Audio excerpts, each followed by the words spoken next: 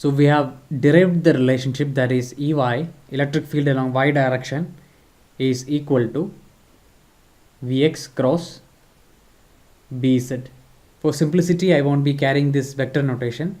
Now we can substitute for Vx, that is Vx equal to, that is the drift velocity in terms of current density. So we have a current here.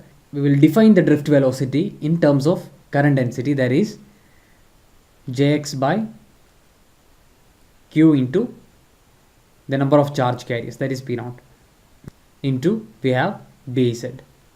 Now if you're wondering how you got this expression, just see the equation for current density for holes, that is P into Q into, we had mu into the electric field,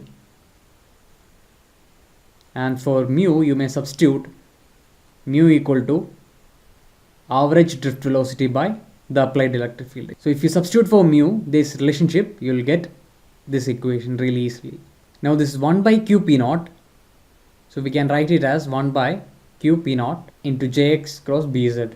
Now this 1 by Q P naught is what we call as the Hall coefficient, that is RH, which is 1 by Q P naught. So we can write this expression as Hall coefficient RH into Jx cross Bz. Now this relationship is really important, and the value of Hall coefficient is positive for p-type semiconductor.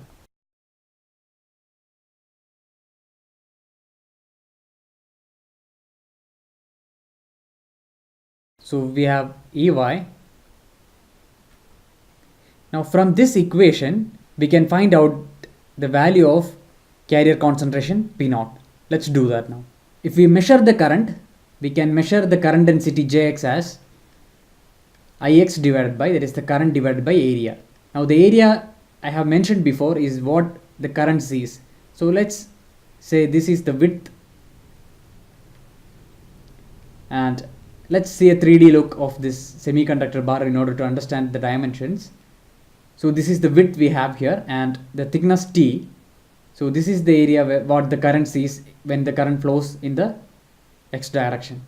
So that is Ix divided by T into W. So if we substitute for Jx, Ix by T into W, and we have 1 by Q P naught here into we have Bz here.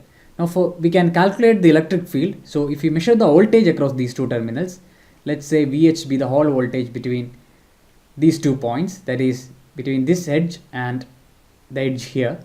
So we measure that voltage, and if that is Vh and the width is W, we may write to calculate the electric field as Vh by W. So this Hall voltage is measurable, the current is measurable, we can measure the magnetic field, and all others are dimensions apart from the charge of the particle. So we may write simply P naught equal to, we can cancel.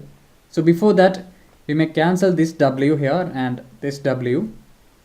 So we can write P naught as Ix Bz by Q into T into Vh. So this is an important relationship where Ix is the current and T is this dimension here, it is the thickness of the material. So this dimension is not visible in this 2D figure, and Vh is the Hall voltage.